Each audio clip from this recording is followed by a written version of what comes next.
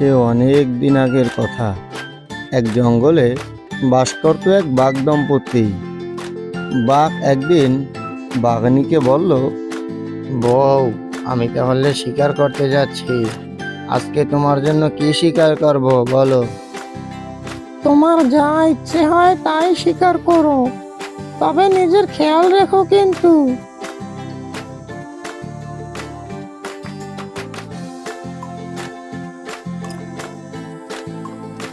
অন্যদিকে একই জঙ্গলে বাস করত একটি বাবা শিয়াল এবং তার সন্তান। একদিন, বাবা, তোমার তো অনেক বয়স হয়েছে, এখন তোমার শিকারে না গেলে হয় না? আমি শিকার করতে যেতাম। বাবা, তুই এখনো বেশ ছোট, আর আমার গায়েও যথেষ্ট বল শক্তি আছে।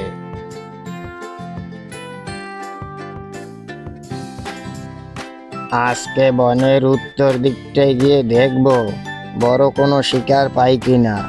বউকে একটা সারপ্রাইজ দিব।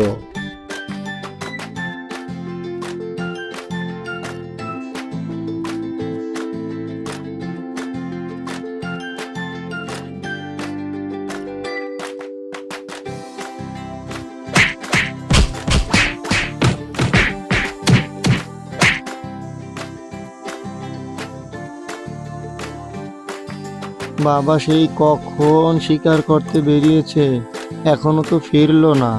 একটু এগিয়ে গিয়ে দেখি তো।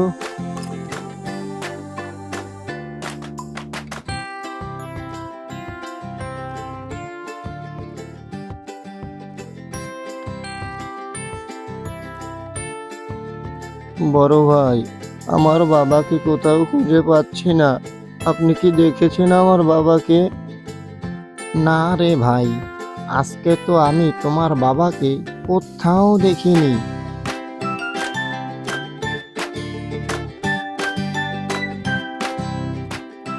বাবাকে এখন আমি কোথায় খুঁজবো? বাবা, তুমি কোথায়? একটু এগিয়ে গিয়ে দেখি।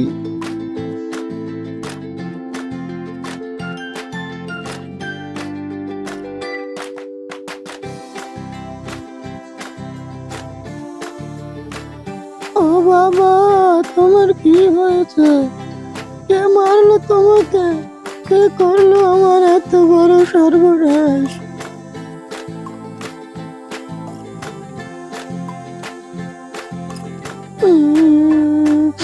বাবা, ও বাবা। কি হয়েছে? শেয়ালটা ওখানে কাঁদছে কেন? একটু এগিয়ে দেখি তো।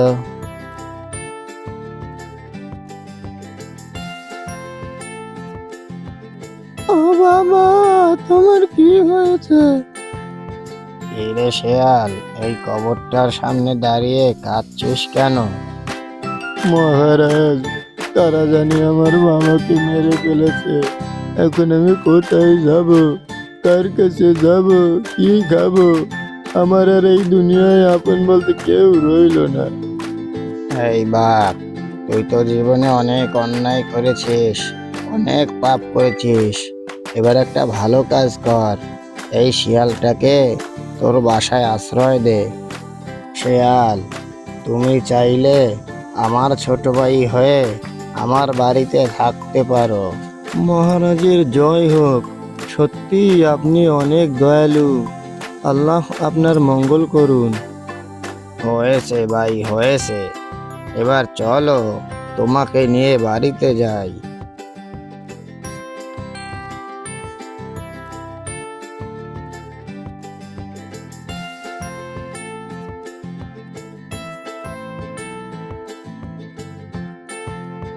বউ, ও এখন থেকে আমাদের সাথে আমাদের বাড়িতে থাকবে।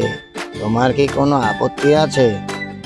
না না, আমার কোনো আপত্তি নেই। আপনি যেখানে আশ্রয় দিয়েছেন, আমার কি সেখানে কোনো আপত্তি থাকতে পারে? এরপর তারা তিনজনে সুখে শান্তিতে বসবাস করতে লাগলো। শুনেছো পান্ডা ভাই, বাঘ নাকি তার গুহায় একটা শিয়ালকে আশ্রয় দিয়েছে। হ্যাঁ, শুনলাম, কিন্তু এটা তো ঠিক না। বাঘটা যে কোনো সময় একটা বড় বিপদে পড়তে পারে।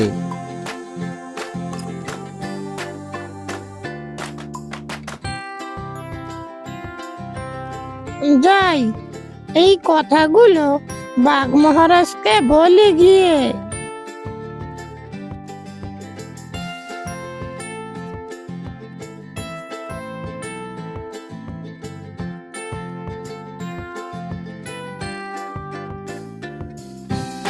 কি ব্যাপার টুনি, তোমাকে এত চিন্তিত দেখাচ্ছে কেন? কোনো সমস্যা হয়েছে নাকি? হ্যাঁ ভাইয়া, একটা মস্ত বড় সমস্যা হয়ে গেছে।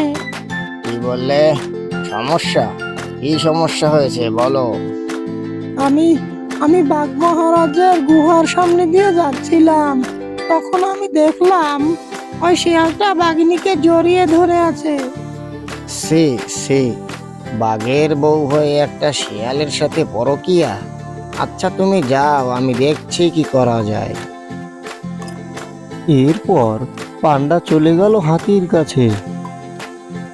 হাতি ভাইয়া, শুনেছেন একটা মস্ত বড় দুর্ঘটনা ঘটে গেছে। কি বললে? দুর্ঘটনা? কিসের দুর্ঘটনা? কি হয়েছে? টুনি এসে আমাকে বলল সে নাকি বাঘের গুহার কাছ দিয়ে যাওয়ার সময় শেয়াল আর বাঘিনীকে পরকীয়া করতে দেখেছে। তাই নাকি? তাহলে তো মারাত্মক সমস্যা, আমাদেরকেই কিছু একটা করতে হবে। চলো আমরা বাঘকে বুঝিয়ে বলি, যতই হোক সে তো আমাদের এই বনের রাজা। ঠিক আছে, আপনি যখন বলছেন তখন চলেন বাঘ মহারাজের কাছে যাই।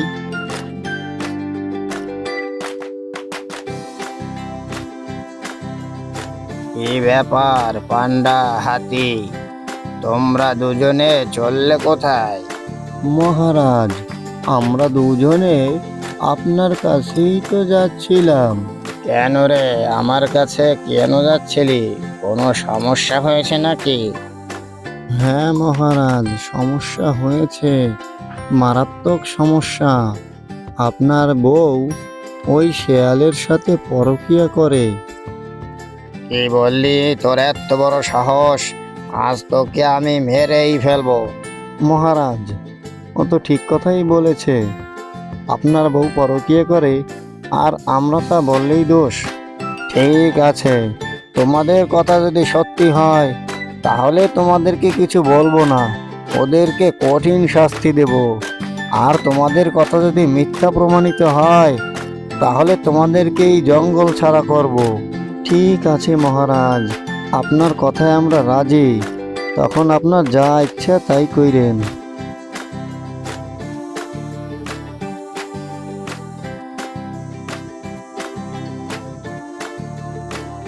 আরে পান্ডা ভাই, এত ভেবো না।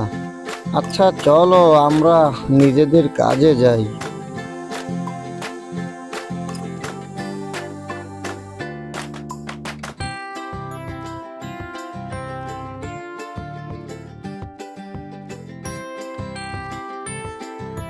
বাহ, আজকেও একটা গরু! আমি তো খেতে খেতে একেবারে মোটা হয়ে যাচ্ছি। বেশি মোটা হইও না, কখন জানি ঠুস করে ফেটে যাবে। আর হ্যাঁ, কালকে থেকে তুমিও আমার সাথে শিকারে যাবে। এই, তুমি শিয়ালের সাথে ওভাবে কথা বলছো কেন? আর ও তোমার সাথে শিকারে যাবে মানে? ও আমার কত কাজ করে দেয়, ও তোমার সাথে শিকারে যাবে না। ঠিক আছে বাবা, ঠিক আছে, তুমি যখন বলছো তখন ওকে শিকারে নেব না। এবার খুশি তো? এখন ঘরে চলো। বউ, আমি শিকারে যাচ্ছি, আজকে আমার আসতে অনেক দেরি হবে, তবে তুমি চিন্তা করো না। ঠিক আছে, আমি কোনো চিন্তা করব না, তবে তুমি তোমার নিজের খেয়াল রাখো।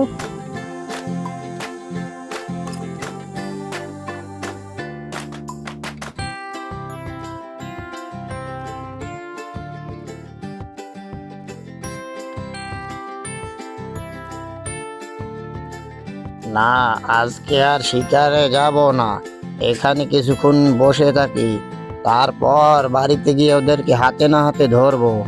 উফ বাপ রে, বাঘটা শিকারে গিয়েছে, এবার আমি নির্ভয়ে তোমাকে আদর করতে পারবো। শিয়াল, মাঝে মাঝে আমার কিন্তু অনেক ভয় হয়, কবে জানি বাঘের কাছে ধরা খেয়ে যাই। আরে বাবা, এত চিন্তা করছো কেন? নারীদের মন এত ভীতু? আমি তো আছি নাকি? অনেকক্ষণ তো হলো, এবার গুহায় গিয়ে দেখি ওদেরকে হাতে নাতে ধরতে পারি কিনা।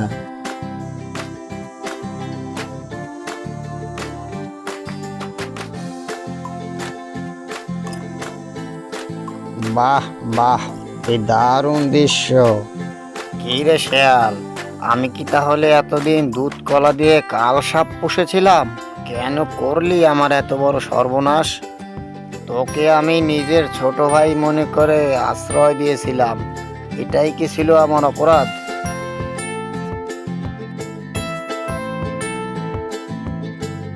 টনি, তুমি এক্ষুনি উড়ে যাও হাতি আর পান্ডার কাছে, ওদেরকে বলবে আমার গুহার কাছে আসতে।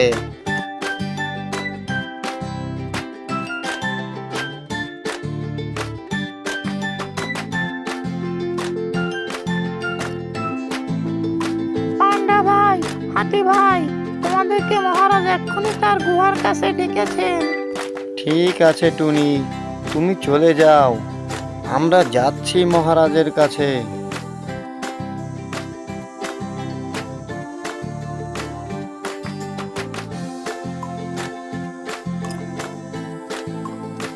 ভাই, তোমরা ঠিকই বলেছিলে, ওরা পরকীয়া করে। এখন ওদেরকে মেরে ফেলো, এটা আমার আদেশ।